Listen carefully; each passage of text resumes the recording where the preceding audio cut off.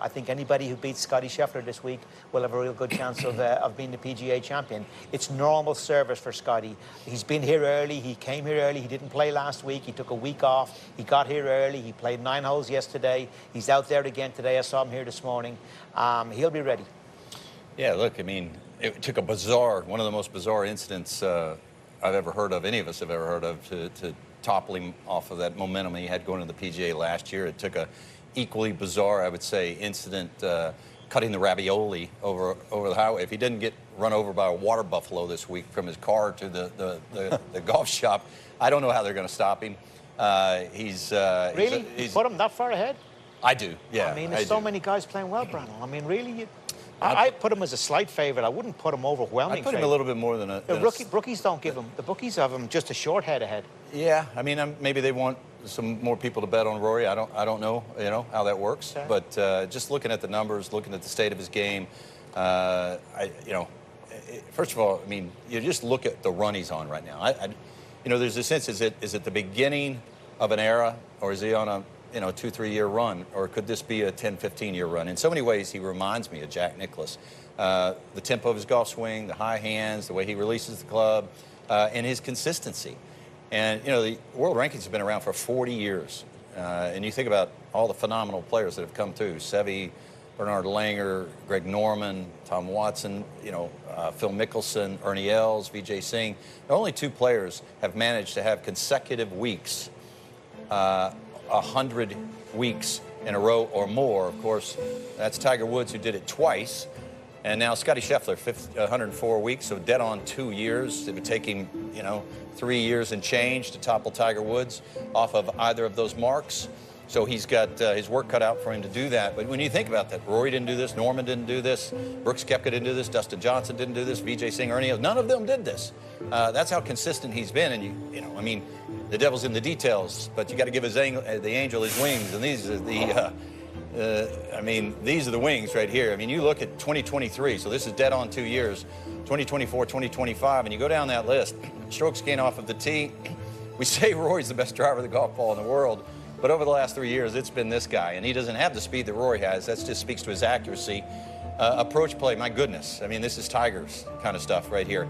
Around the greens and on the greens, not quite as good. But if you look at 2025, he's in the top 20 this year in strokes gained putting. Strokes gained tee to green, total, scoring average, first, all the way through it. So, yeah, I mean, when you just look at the speed that he has, and now he's, beginning to win tournaments by wide margins. 5 shots, 3 times he's won by 5 shots, by 8 shots. But I do certainly... Do you think the lack of course knowledge will count against them? The other guys have a bit of advantage in that regard? Yeah, I don't know that the golf course, because it's a little bit softer, I think that will help. But help him or help the field? Help everybody, who hasn't played a lot of golf here. It's going to be just a little bit softer than I'm sure that they would like it. But I'm not sure there's much that can slow Scottie Scheffler down when you hit it as straight as he does. And given the fact that the rough is going to be more punishing this week than it typically is, Rory said it in an interview. He needs to drive it better. He hit 4 fairways Saturday, 5 fairways Sunday. He's actually won here, Rory has, hitting 19 fairways on the week. I don't think the winner's going to hit 19 fairways here this week. They're going to hit more than that. Although Justin Thomas definitely scrambled beautifully around here when he won, but I think there's a little bit more bite to this rough than there was in it. So there's a bigger premium, I think, this week on finding fairways, and that's where Scottie's just better than Rory McIlroy. I found an interesting comment from Rory talking about last week. Because it was kind of an open field, sorry, I don't want to call it a field, but there wasn't a lot of trees compared to this week. He found it hard to see definition, and he much prefer the tree-lined golf courses to be able to see the shots better, and he feels that's what Quail gives him. With the big, long, big trees on either side, it gives him a better definition of seeing the shot. Yeah, there's something about this place that brings out the best golf in Rory. If you look at his best strokes game ball striking, and he's now been on tour for 16, 17 years, 3 of his 5 best performances ever have come right here.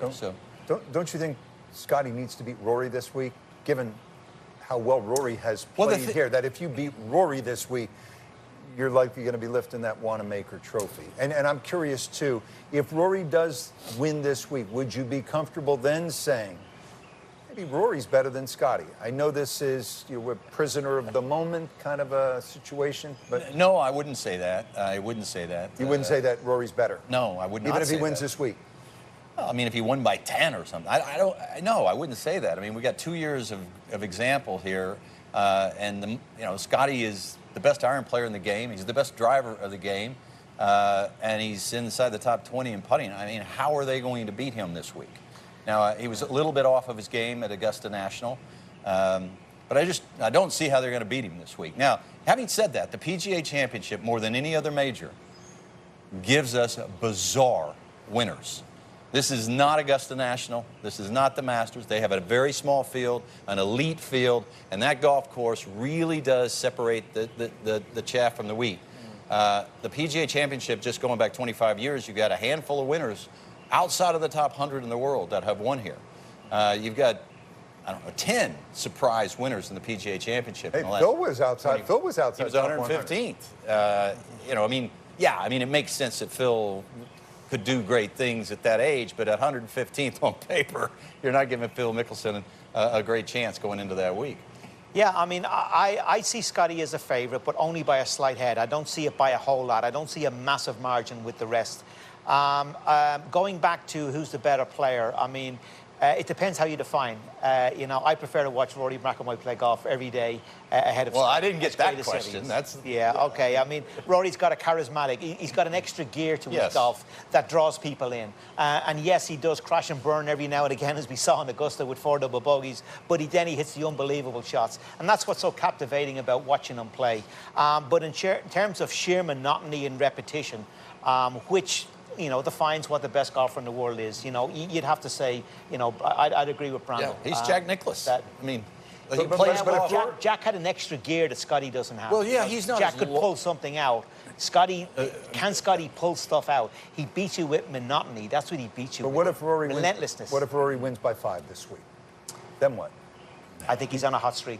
It's a hot streak. I think he's on a hot streak. But it's a guy who's won 30 times in 6 majors. Yeah. I mean, it isn't just a moment in time. Again, he's been good to great for a long time. But you're asking right now who's the best player. I'm saying if Rory wins this week, how does it alter your view vis-a-vis this discussion we're having? It wouldn't change my view. They're still 1 and 2. And look, as soon as Xander Schauffele gets it in gear, we could have a great 1, 2, 3 in the same way tennis had Federer, Nadal, and Djokovic. I mean, that's where we're at right now with the game of golf. Don't discount Bryson DeChambeau popping up at these major Could be a phenomenal golf course for Bryson. I know, Johnson likes Bryson this week. His ability to raise his game in these major championships is quite extraordinary. Yeah. It really is. And this is a golf course that will suit him, particularly with the way he's been driving the ball. It's been phenomenal. But he's got to have better iron player. We saw it. He was almost last in iron play at the Masters. Almost last out of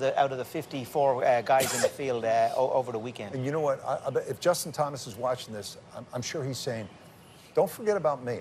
Thomas has a real edge about him right now. I think he's close to being as good as he was in 2017 when he won here. He's every bit as good. He's every bit as good as he was when he won here in 2017. So you see why we're all excited for this week. Peer pressure is an important thing. When you see one guy move ahead, it brings other guys along, drags them along. And I think Rory's win in the Grand Slam has really galvanized everybody. Like Scottie, who was saying, wait, he's doing that, I can do that. So that's what makes it exciting. It's a good cocktail for success this week.